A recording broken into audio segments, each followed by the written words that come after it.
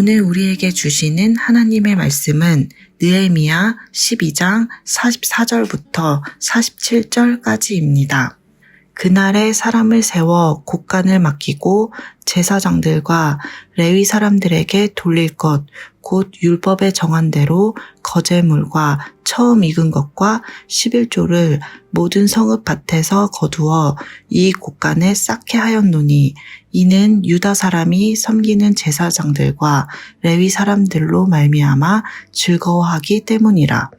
그들은 하나님을 섬기는 일과 결례의 일을 힘썼으며 노래하는 자들과 문지기들도 그러하여 모두 다윗과 그의 아들 솔로몬의 명령을 따라 행하였으니 옛적 다윗과 아삽의 때에는 노래하는 자의 지도자가 있어서 하나님께 찬송하는 노래와 감사하는 노래를 하였음이며 수르바벨 때와 느헤미야 때에는 온 이스라엘이 노래하는 자들과 문지기들에게 날마다 쓸 몫을 주되 그들이 성별한 것을 레위 사람들에게 주고 레위 사람들은 그것을 또 성별하여 아론 자손에게 주었느니라. 아멘.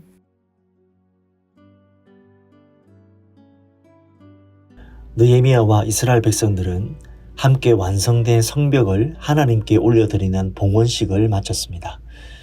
특별히 느헤미야 12장 43절을 보시면 그 즐거움이 얼마나 컸는지를 잘 알 수 있습니다.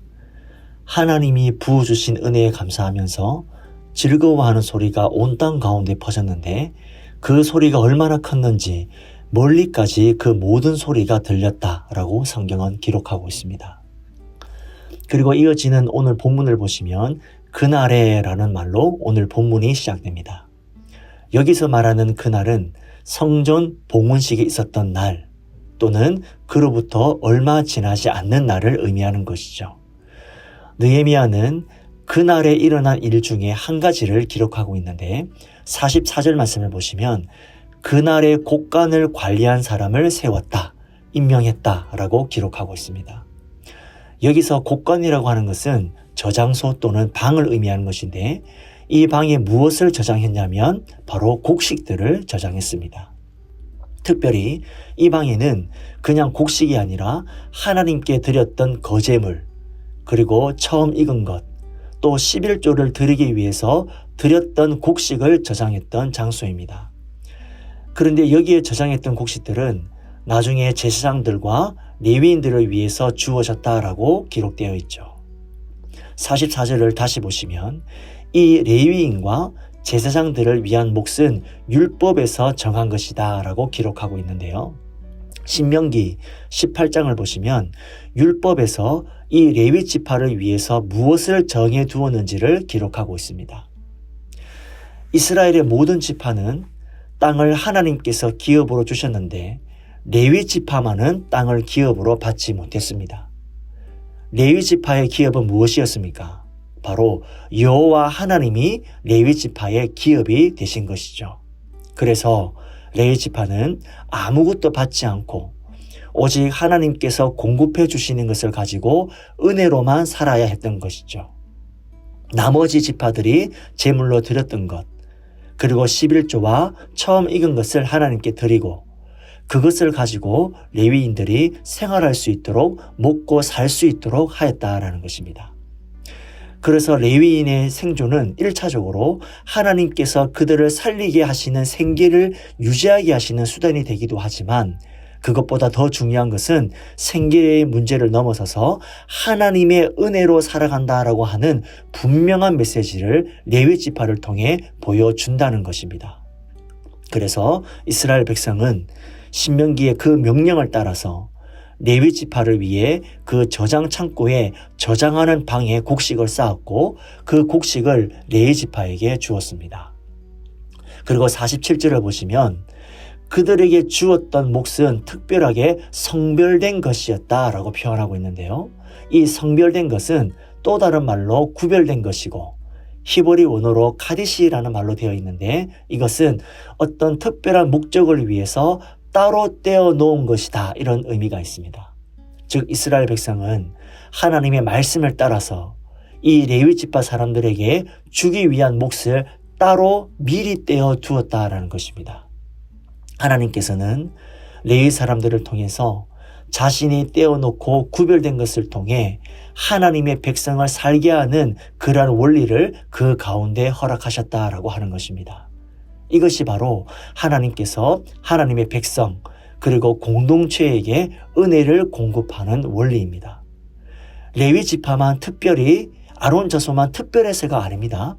하나님께서는 공동체의 구별됨을 통하여서 은혜를 공급하게 하시는데 그런데 세상은 어떻게 말합니까? 우리 가운데 우리를 위해 구별해야 된다. 우리를 위해서 나의 미래와 나의 안전을 위해서 따로 떼어 놓아야 한다라고 말하지만 하나님께서는 그렇게 말씀하지 않습니다. 하나님을 위해서, 하나님의 나라를 위해서, 공동체를 위해서 따로 떼어 드릴 때에 하나님께서 모든 쓸 것을 공급하시고 하나님께서 풍성하게 채우신다라고 하는 그 분명한 메시지를 레위 지파를 통해서 말씀해 주시는 것입니다. 그런데 이 수많은 유다 백성들이 레위 지파를 통해 드리는 것, 구별된 것, 따로 떼어 놓는 것은 결코 쉬운 일이 아니었습니다. 그 당시 포로로 귀환했던 이스라엘 백성들이 무엇이 필요했겠습니까? 자기 곳간에 자기가 쌓아놓은 것을 자기 것을 미리 떼어 놓아야 하지 않았겠습니까? 그런데 그것을 하기도 바쁜 와중에 어떻게 제사장들과 레위 사람들을 위해서 따로 떼어 놓을 수 있을까요? 44절 뒷부분을 보시면 그 이유가 등장하고 있습니다. 바로 제사장들과 레위인을 통해 즐거움을 누렸기 때문이다라고 기록되어 있습니다. 여러분, 제사장과 레위인이 무엇을 했습니까? 45절 말씀을 보시면 그들은 온 힘을 다해서 하나님을 섬겼습니다. 그리고 정결 예식을 드렸고 그 노래하는 자들, 문지기들도 모두 다 다윗과 솔로몬의 명령을 따라서 열심히 사역을 하였습니다. 그리고 46절 말씀을 보시면 다윗 때에 노래하는 자들의 모습이 나오는데 다윗은 아삽을 노래하는 지도자로 세운 이후에 그 아삽의 지도에 따라서 노래하는 자들이 찬송하는 노래와 감사하는 노래를 불렀다라고 기록되어 있습니다. 그러니까 마찬가지로 이스라엘 백성도 다윗과 아삽 때와 같이 마찬가지로 감사하는 노래와 찬양의 노래를 올려드린 것입니다. 역대상 16장 17절 말씀을 보시면 그 내용을 이렇게 기록하고 있습니다. 그날에 다윗이 아삽과 그의 형제를 세워 먼저 여호와께 감사하게 하여 이르기를. 이 장면이 어떤 장면이냐 하면 다윗이 여호와의 법궤를 다시 예루살렘으로 돌아오는 그날에 아삽을 찬양 대장으로 세워서 감사의 노래를 부르도록 하는 장면입니다. 그래서 이어지는 16장 8절과 9절을 보면 찬양의 내용이 이렇게 기록되어 있습니다. 너희는 여호와께 감사하며 그의 이름을 불러 아뢰며 그가 행하신 일을 만민 중에 알릴지어다. 그에게 노래하며 그를 찬양하고 그의 모든 기사를 전할지어다. 아멘. 그 이후에도 수많은 감사와 찬양의 노래말들이 이어지고 있습니다. 마찬가지로 이스라엘 백성은 이 감사의 노래, 찬양의 노래가 지금 그 백성들 가운데 울려 퍼지고 있었다라는 것입니다. 하나님을 향한 즐거움과 그 기쁨이 이스라엘 공동체 가운데 그대로 가득 차고 넘치게 되었다라는 것입니다. 하나님을 섬기기 위해 드렸던 그 레위인들의 모든 섬김을 통하여서 이 이스라엘 백성이 그 예배의 자리에서 기쁨과 즐거움과 감격을 체험하고 있습니다. 하나님을 위해서 구별하여 드리는 삶, 하나님을 위해서, 교회를 위해서, 공동체를 위해서 따로 미리 떼어놓는 것은 억지로 할 수 있는 일이 아니죠. 하나님의 은혜 예배 자리에서 하나님의 주시는 감격을 체험한 사람만이 하나님께 자발적으로 구별하여 드리게 되는 것입니다. 따라서 우리의 예배의 자리에서 하나님의 은혜를 누림을 통하여 우리의 삶을 구별하여 드리고 그것을 통하여 온 공동체가 회복을 경험하게 되는 것입니다.